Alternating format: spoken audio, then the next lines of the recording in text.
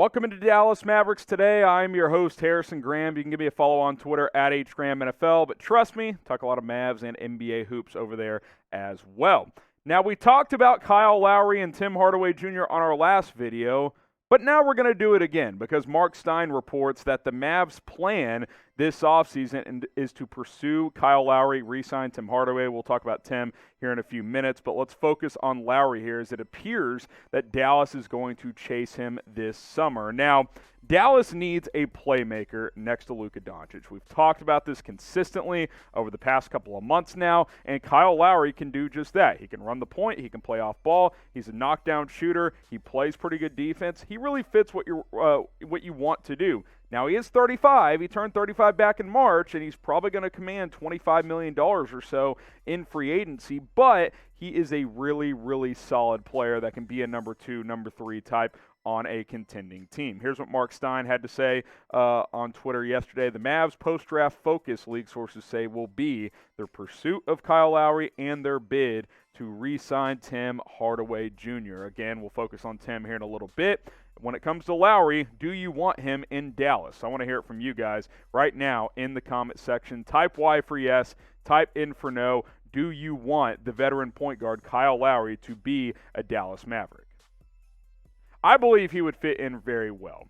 He's coachable. He's a leader. He's a rah-rah guy. He knows how to win. He's done that in Toronto, a lot of deep playoff runs, including a championship a couple of years ago. And stylistically, I think he fits very well because while he is a point guard, he doesn't always have to be running the point.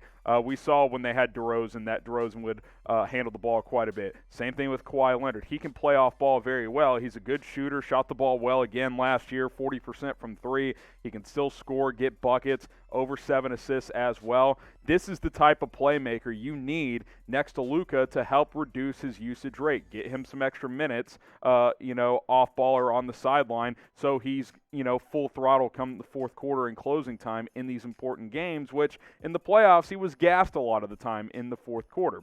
You look at the Mavs' leading scorers from a year ago. You got Luka.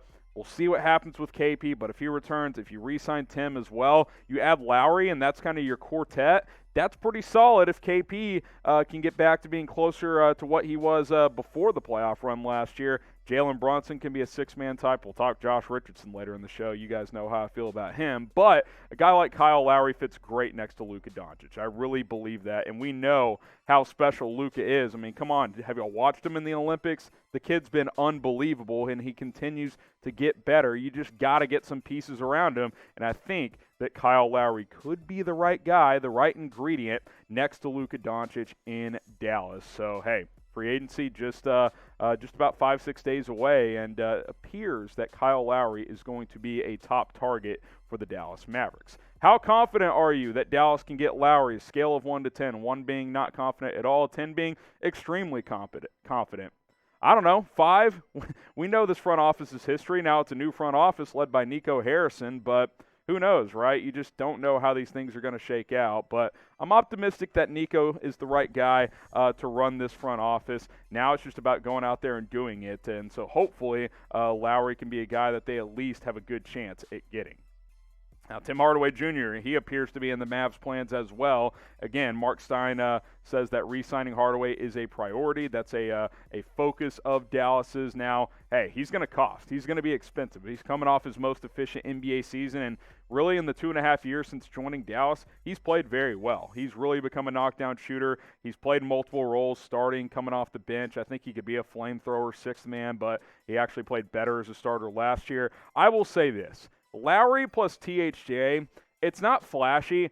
That's a pretty damn good offseason, though, especially with what we've seen in the past from the Dallas Mavericks. You go out and get a guy like Kyle Lowry on a 2 or 3 year deal, and then you re-sign Tim Hardaway Jr., that's really about as much as you can ask for, if we're being completely honest. Tim is a really good player. He's a number 3, number 4 type, 16 points a game last year, 39% from 3.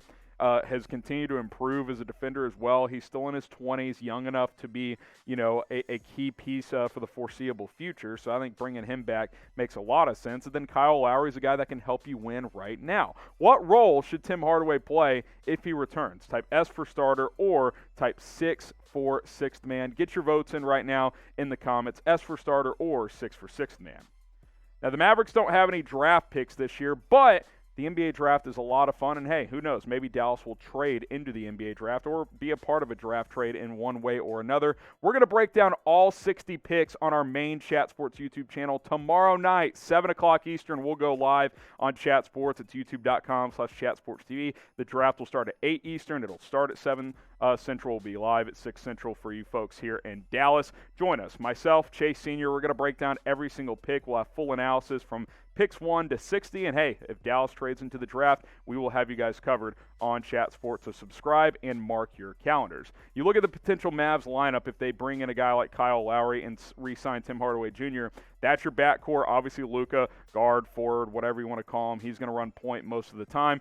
Dorian Finney-Smith played that stretch 4 role quite a bit last year. I think he can do that again. And then KP at the 5. You could obviously play bigger if you want to go Powell in there and bring Hardaway or Finney-Smith off the bench. You could put Kleba in the starting lineup. You would have some options if you are Jason Kidd, but I think this would be your crunch time lineup for sure if you are the Dallas Mavericks. Obviously, the Mavs have some free agents as well. Josh Richardson has a player option, so we'll see if he becomes a free agent. I think he's going to opt in, unfortunately. J.J. Redick, I don't think he'll be back. Nico Melli, we'll see. Willie Cauley-Stein, he's got a team option. If the Mavs are trying to maximize cap space, I bet they will cut him loose off that team option. And then Boban, a player I would like to bring back on a cheap contract, but we will see what happens there as well. But we know for sure that THJ is a focus of the Dallas Mavericks. He's the most important free agent that Dallas has. Marc Stein has doubled down on it by saying bringing him back is a priority for Dallas this summer. Now, one more story to go, but first, subscribe to Dallas Mavericks Today. Probably no draft pick this year, but still, join us on Chat Sports. But for all your Mavs-centric coverage, we are the place for you, youtube.com/MavsTV. Free agency gets going next week, and we will break down every single signing, meeting, whatever it is that the Mavericks have. Go ahead and subscribe right there at youtube.com/MavsTV. Josh Richardson trade. That is the point of discussion here on Dallas Mavericks Today. I'm your host, Harrison Graham. Could Dallas trade J-Rich? Well, the report is from Bleacher Report that they are actively shopping Richardson this offseason. Now, he has a player option, could opt out. Don't think he will. It's over $11 million. Cap's, not skyrocketing because of COVID. So coming off a bad year for him, he probably will opt in, which is why they're looking to shop him right now in case, assuming he does opt in. And Dallas is trying to create as much cap space as possible. Let's call a spade a spade. Josh Richardson was a disaster this past year. They traded Seth Curry for him to try and get more perimeter defense. They thought Richardson's offensive game would be better next to Luka. It got worse, and he didn't defend that well. So that was bad. He played poorly last year. I think this is a guy you need to try and move on from. Should the Mavs trade Josh Richardson if he opts into that $11 million player option? Type T for trade him, type K for keep him. I don't know why you'd want to keep him. He was really bad last year. Go ahead and let me know what you guys think down in the comments. I mean, the raw stats don't look terrible. 12 points, 33% from 3 isn't very good, but some okay volume there overall. But especially in big games, I mean, he basically couldn't play in the playoffs. Like, every time Rick put him in, it was a disaster. The Clippers would go on a big run, and I'm not saying that's purely his fault, but it did seem to happen every time. He's got to go. Josh Richardson has to go. $11 million is way too much money for what he brought to the table this past season. I would absolutely move on from him, even if you only get like a second-round pick. Like, I'm not expecting much of anything in return for Josh Richardson. I think he's got to move on to another team. So hopefully Dallas is able to trade him. Hopefully he just opts out. That's the ideal scenario, right? He opts out and hits the open market and he ends up going somewhere else. But trading him, maybe he's a throw-in piece in some kind of a 3-team trade or something like that. I have seen that Boston could be interested, which I don't know why, but that could